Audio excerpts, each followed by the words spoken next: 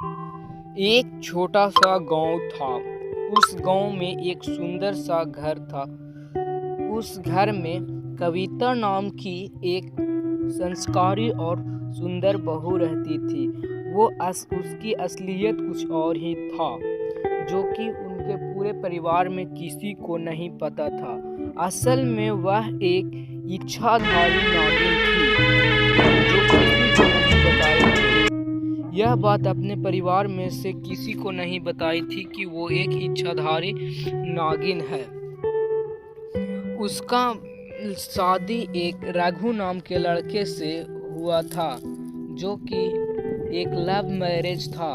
जब वह कॉलेज में थे तो दोनों में प्यार हुआ और फिर उसमें दोनों को शादी हो गया।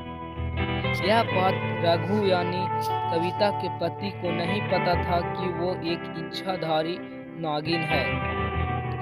वो दोनों भागकर शादी किए थे और एक लव मैरिज था। फिर उन दोनों को शादी हो गया।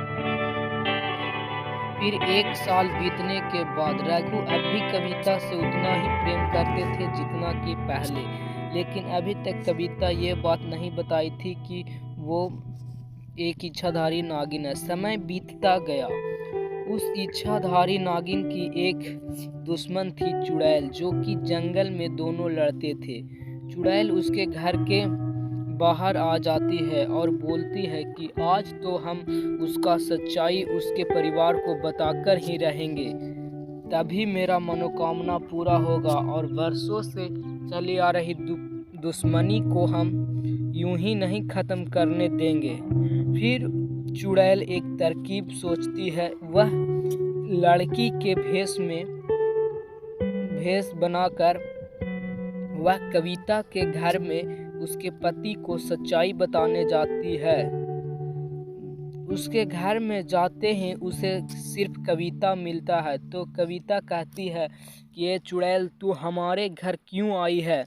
मैं वर्षों पहले की दुश्मनी भूल चुकी हूँ। अब मैं नया ज़िंदगी शुरू कर दिया हूँ। मेरे इस ज़िंदगी में तुम्हें दखल अंदाज करने की कोई ज़रूरत नहीं है।